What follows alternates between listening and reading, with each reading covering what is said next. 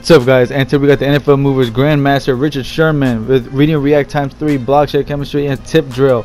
95 speed, 96 acceleration, 99 agility. Nice stats there. 99 zone with the chemistry boost. Keep that in mind. 96 man, 90 catch. Also has a 90 hit power. I'll talk more about that in a second. Of course, the zone thresholds. He did perfectly fine. Very good at jumping routes and smacking the ball out of the receiver's hands. Whether you put him in a cover 2, cover 3, 4. Doesn't really matter. If you got him in zone, he's not really going to let you down. I didn't really test him out too much in cover 2. That was my fault. I really should have, but I primarily kept him in cover 3 and cover 4, and I didn't really put him in the slot either. That was completely my fault. But as you can see, man, if you're going to test him one-on-one, he's going to lock down his side of the field. There's no doubt about that.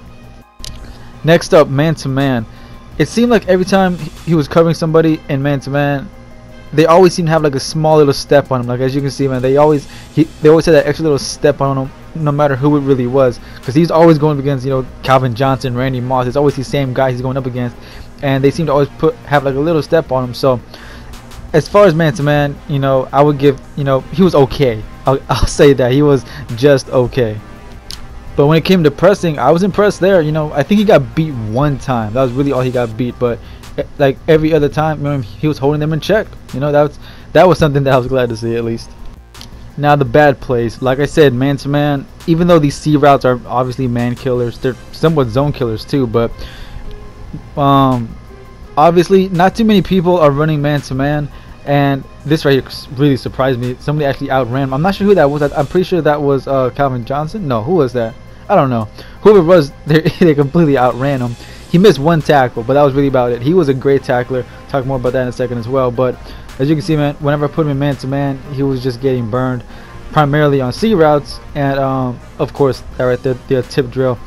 Very nice at catching those, obviously. So if you're going to put him in man-to-man, just be careful, especially if you see your opponent loves to run C routes, which is pretty much all you're going to see this year anyways. And like I was just saying, tackling was, besides zone coverage, I did like his tackling. That was probably my his top 2 grades was tackling and zone. He did not call a single fumble. That's a shame. He only had 1 broken tackle. Everything else, man, it was perfect. He was locking no matter who the running back or the receiver was. And I was not clicking on. Very rarely did I click on. I want to see if the actual CPU could handle it. And man, this pitch play, I can't stand it running up against this pitch play. But as you can see, man, he did a good job tackling those running backs. So that's gonna wrap this up, guys. And overall, well, first of all, he goes for around 300,000. I mean, unless you really need those chemistry boosts, I just wasn't really overly impressed with Richard Sherman. Honestly, that's just my opinion. I know there are a lot of corners who have similar speed. I think Jalen Ramsey, the playoff version, also has 95 speed, and he plays just as good, honestly, because I've had him for so long. And also Ramsey, great at tackling, hit stick, and all that. So if I had to choose between Sherman or Ramsey, I'll go with Ramsey. Plus, I think Ramsey also has the same chemistries, except for the read and react. But that's just my opinion. I think he's a little bit overpriced, but of course I understand why he's going for so much. But anyways, guys, that's gonna wrap this up. My next review will be coming out extremely soon. It's gonna be the golden ticket prior, and I'll see you boys then, man. Peace.